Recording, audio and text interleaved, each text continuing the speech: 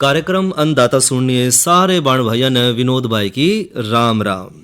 किसान भाइयों, आज अन्नदाता कार्यक्रम में चर्चा करेंगे कृषि में उर्वरकों का संतुलित उपयोग, और इसके साथ भाइयों चर्चा करेंगे आज की नसीहत के तहत कृषि में डीजल की बचत कैसे करें। और लेंगे भाइयों जानकारी प्राकृतिक खेती में प्राकृतिक कीटनाशक हंडी कात कैसे बढ़ावें और उसकी उपयोग विधि पर। और इसके अलावा भाइयों जो दूसरे समसायिक विषय हैं उन पर भी करेंगे चर्चा और करवाएंगे भाइयों का मनोरंजन भी। तो भाइयों शुरुआत करें एक चर्चा तय कृषि में उर्वरकों के संतुलित उपयोग पर। किसान भाइयों, जब हम उर्वरका का प्रयोग कर रहे हैं तो उसमें उर्वरक उपयोग करते समय हम अपने खेता में देखा है कि जब उर्वरक डाली जावे है तो उसमें जो नाइट्रोजन वाली उर्वरक है उसका 40 से 50% हिस्सा, और फास्फोरस का 15 से 20% और पोटाशियम का 50 से 60% ही पौधा उपयोग में लेकर आवा है। जो बाकी बची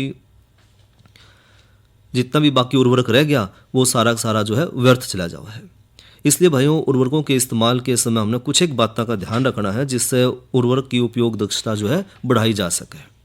खास तौर पर भाइयों जो उर्वरक है उसका प्रयोग मिट्टी परीक्षण के आधार पर ही जरूर करें, और ये जो है मिट्टी की जो जांच है वो समय समय पर अपने खेत की जरूर करवाएं, ताकि जो किसान भाई है उसमें पता लग सका कि उसकी मिट्टी की तासीर किसी है और मिट्टी में कौन कौन से पोषक तत्वों की कमी है और कौन से पोषक तत्व जो है कितनी मात्रा में हमने अपनी खेत में डालने हैं।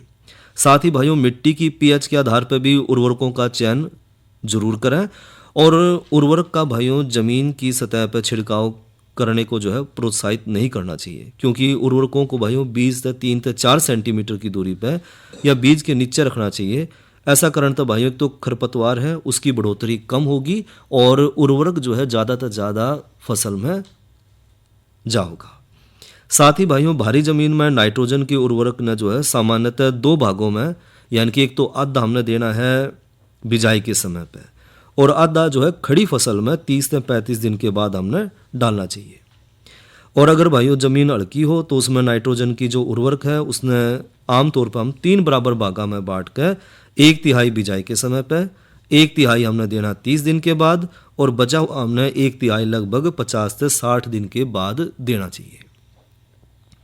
इसके अलावा भाइयों भारी और दोमट जमीन में नाइट्रोजन के जो उर्वरक हैं वो सिंचाई तक पहला और रेतीली हल्की मिट्टी में सिंचाई के बाद डालने तो ज़्यादा असर दिखाओगे।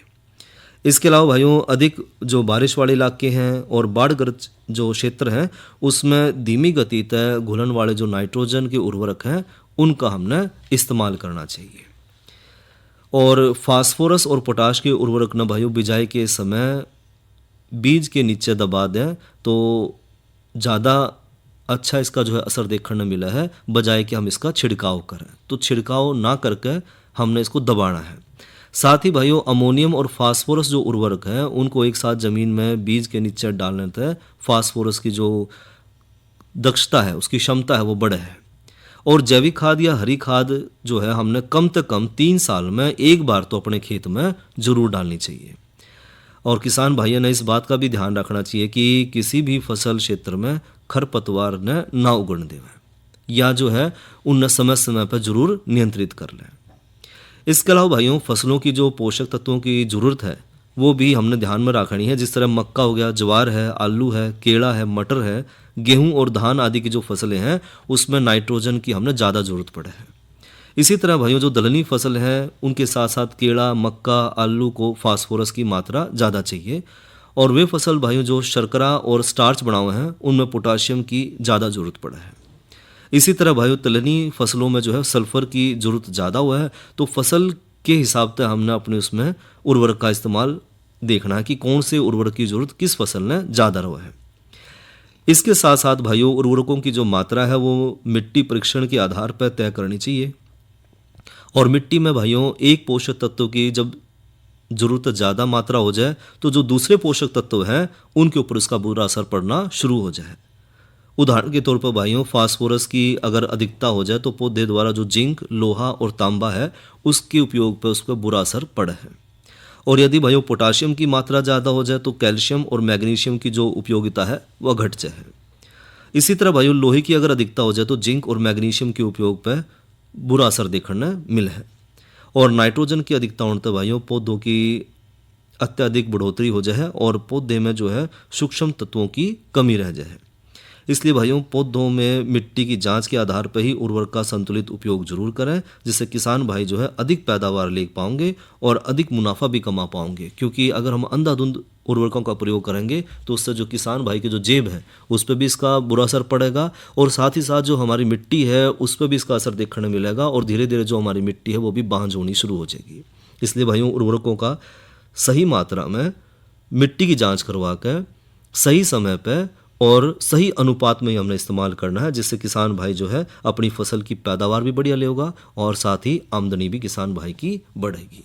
तो ये तो करी भाइयों चर्चा कृषि में उर्वरकों की सुरक्षित उपयोग पर। और खेती बाड़ी में भाइयों मौसम जो है एक महत्वपूर्ण भूमिका निभावा है। और आज के मौसम की बात करें तो आज का अधिकतम तापमान रहा 31 डिग्री सेल्सियस और न्यूनतम तापमान रहा 26 डिग्री सेल्सियस। और आने वाले कल का अधिकतम तापमान रहने की संभावना है 27 डिग्री सेल्सियस और न्यूनतम तापमान रहने की संभावना है 26 डिग्री सेल्सियस। और साथ ही भाइयों प्रदेश में जो है कुछ एक इलाके में हल्की बूंदाबांदी होने की भी संभावना रहेगी। और इब करवाऊं भाइयों का मनोरंजन सुने एक लोकगीत।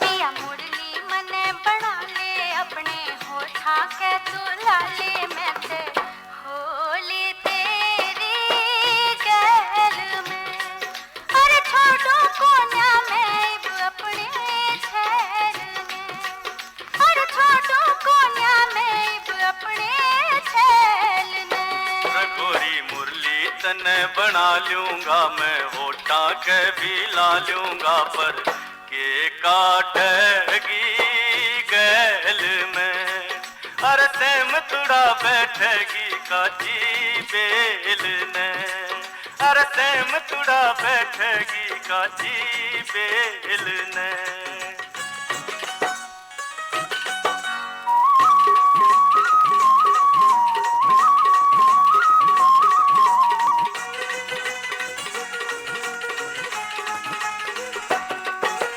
दूर का जाना रास्ते में तेरा ढंग बिगड़ जागा रे गोरी ढंग बिगड़ जागा।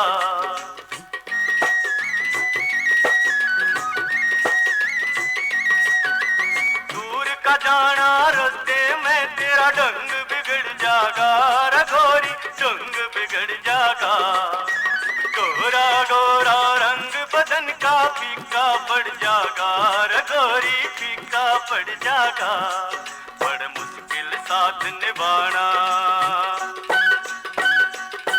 बड़ मुश्किल साथ निभाना रे गोरी दूर घना से जाना रे तू देवगी उलाना छैल ने अरे छोड़ो कोन्या में इब अपने छैल ने अरे सेम तुड़ा बैठेगी काची बेल ने।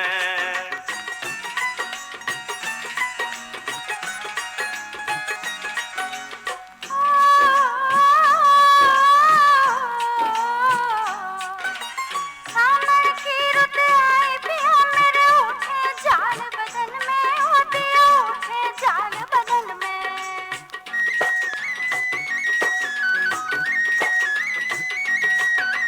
सामर की रुत आई पिया मेरे उठे जाल बदन में हो पिया उठे जाल बदन में मीठे मीठे गीत सुनावे पंछी नील गगन में ये पंछी नील गगन में मैं 16 बरस की होली मैं 16 बरस की होली हो पिया ले जा मेरी डोली मैं से चालूंगी तेरी गैल में अरे सेम तुड़ा बैठेगी काची बेल ने अरे छोड़ो कोन्या में इब अपने छैल ने।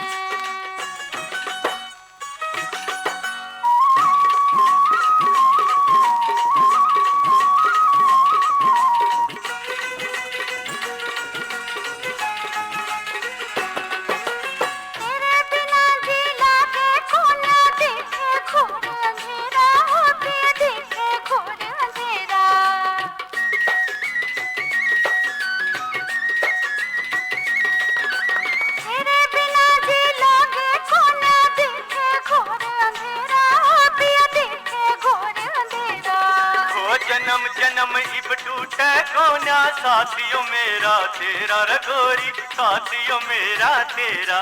पिया मैं दीवा तू बाती,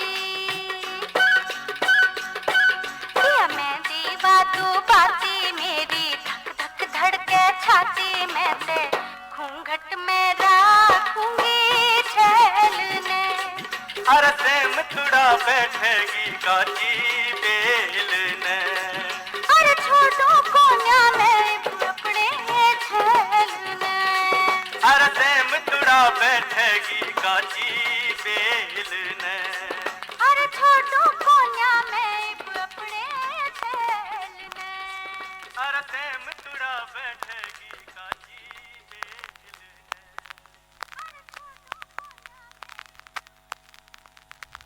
ये तो सुना भाई ना लोकगीत और फिल्म थी छैल गेला जाएंगी। और ईब करा भाइयों चर्चा आज की नसीहत के तहत कृषि में डीजल की बचत कैसे करें। किसान भाइयों खेती बाड़ी में खनिज तेल और जो डीजल है इसकी खपत दिन ब दिन बढ़ने लग रही है, और दिन ब दिन जो तेल है उसके दाम भी बढ़ने लग रहे हैं, और इसका सीधा असर पड़ा है किसान भाई की जेब पे। ऐसे में भाइयों जो किसान भाई हैं उन्हें जो डीजल है उसका इस्तेमाल बड़ा सोच समझ के करना है, ताकि जो है यानी कि सही तकनीक तक करना है। हमने अपना जो यंत्र हैं उन्हें सही माप पर रखना है, ताकि जो है डीजल की बचत हम ज़्यादा से ज़्यादा कर सकें। और उसमें हमने कुछ एक बातों का ध्यान रखना है, जिस तरह हर एक ट्रैक्टर या जो कोई भी हम इंजन लेने लग रहे हैं, कोई भी हम मशीन लेने लग रहे हैं, तो जो निर्माता कंपनी है वो उसके साथ जो है एक निर्देश पुस्तिका देवा है, जिसमें उस मशीन के उपयोग करने का सही तरीका, कितनी हमने जो है उसमें किस समय पे उसमें जो हमने उसकी सर्विस करवानी है, कितनी हमने उसमें हवा की मात्रा रखनी है, इनकी हर चीज़ की जानकारी जो उसमें बड़ी बारीकी से दी जाओ है। तो किसान भाई ना जो पुस्तिका है निर्देश पुस्तिका वह ध्यान तक पढ़नी है, और उसमें जो लिखी हुई सलाह है उसके अनुसार ही हमने अपनी मशीन का इस्तेमाल करना है। अगर हम ऐसा करेंगे तो हम जो है तेल की बचत कर पाएंगे। साथ ही भाइयों इंजन चालू करने पर यदि जो टैपित है उसका शोर सुनाई देवा है तो इसका मतलब है इंजन में हवा कम जान लग रही है, जिसके कारण भाइयों डीजल की जो खपत है वह बढ़ेगी। इसलिए भाइयों टैपित तय जो आवाज़ आवे तो उसमें फिर जो उसने अच्छी तरह तय जरूर बंदवावे। और साथ ही भाइयों इंजन तक अगर काला धुआं निकलने लग रहा है तो इसका मतलब है ज़्यादा डीजल खर्च होने लग रहा है। इसका कारण हो सकता है या तो इंजेक्टर है या जो इंजेक्शन पंप है उसकी कोई खराबी, जिसके कारण जो काला धुआं छोड़ रहा है। इसलिए भाइयों ट्रैक्टरों में जो है लगभग 600 घंटे का प्रयोग करने के बाद जो इंजेक्टर है उसकी जांच जरूर करवा लें। अगर ये ख़राब हो रहा है तो इसने बदलवाएं या नया बंधवा लें। जब हम इंजन तक काम लेना शुरू करें तो उसमें अगर काला धुआं निकलने लग रहा है तो इसने जल्दी तय साफ़ करें। यदि इंजेक्टर या इंजेक्शन पंप ठीक होने पर भी अगर काला धुआं निकलने लग रहा है तो इसका मतलब है इंजन पर लोड ज़्यादा है। इसलिए भाइयों काम का बोझ उतना ही रखें जितना कि इंजन जो है काला धुआं ना देवे, यानी कि जो इंजन की जो हॉर्स पावर है वह ज़रूर देखें कि उसके हिसाब से ही हमने इंजन तय काम लेना है। अगर काला धुआं निकलने लग रहा है, हमने इंजेक्टर भी बदलवा लिया, इंजेक्शन पंप भी हमने चेक कर लिया, तो इसका मतलब है कि इंजन तय हम ज़्यादा काम ले रहे हैं, तो काम का बोझ हिसाब से हमने कम करना है। साथ ही भाइयों ठंडे इंजन तक काम लेने पर जो है उसके पुर्जे में घिसाव ज़्यादा देखा जावा है और डीजल भी ज़्यादा खर्च हुआ है। इसलिए भाइयों इंजन चालू करने के बाद तुरंत उसने काम में ना लेवें, पहला जो है इंजन ने गर्म होने देवें और उसके बाद ही काम शुरू करें।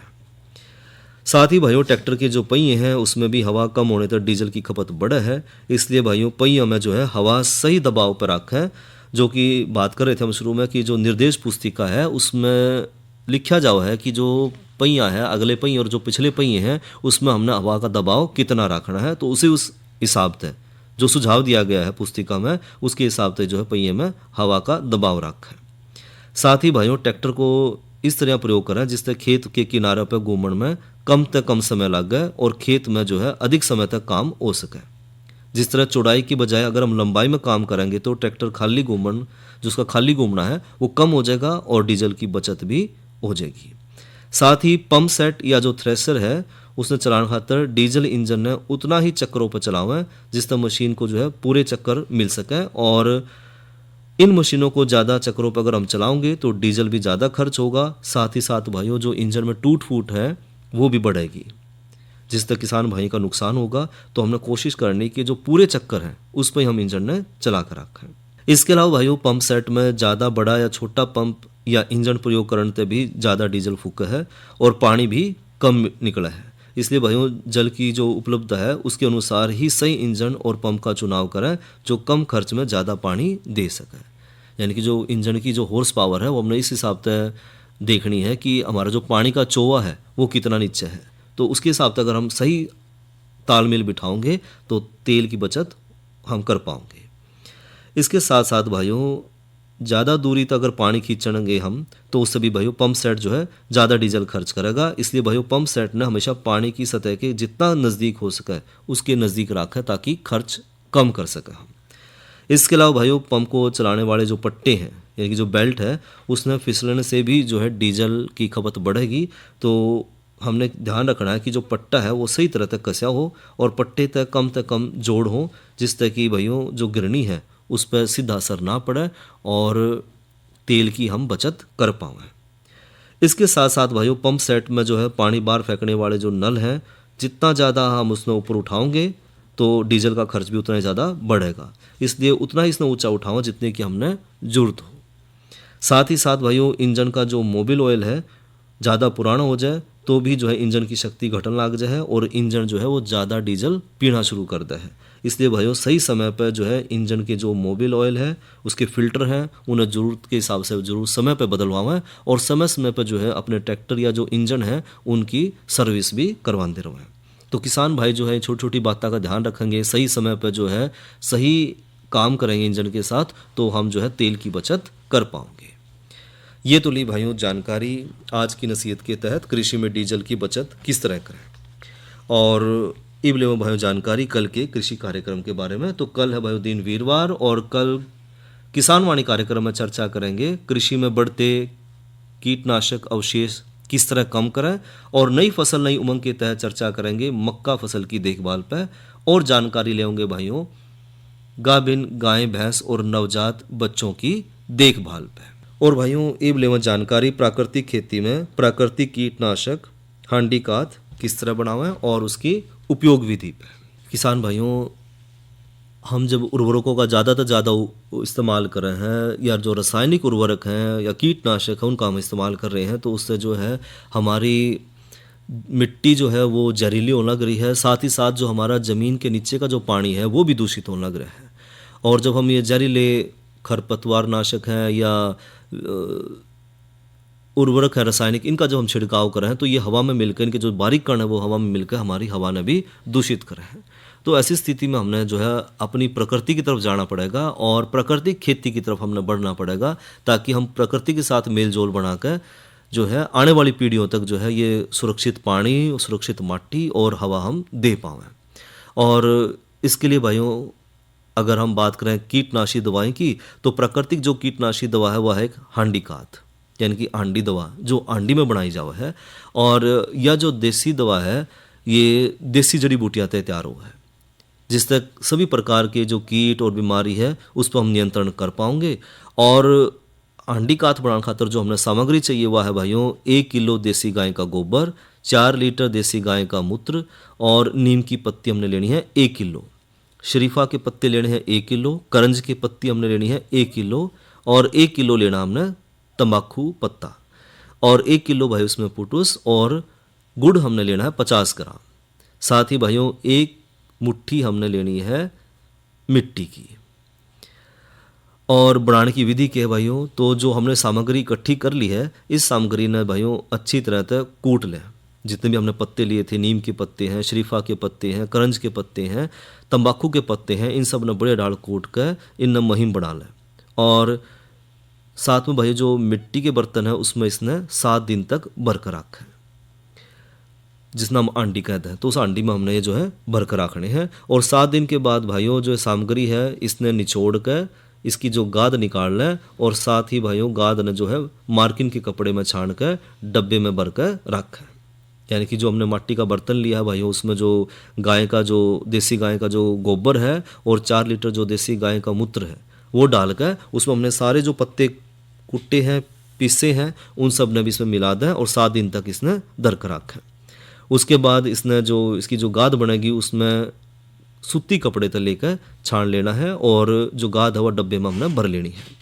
और जो बची हुई सामग्री है भाई उसने फिर तक जो है उसी मिट्टी के बर्तन में डालकर 1 लीटर देसी गाय का मूत्र और इसमें मिला दें और यही जो काम है भाई हमने फिर 1 हफ्ते तक इसने यूं ही रखा रहने देवें और फिर 1 लीटर गाय का मूत्र इसमें फिर मिला दें।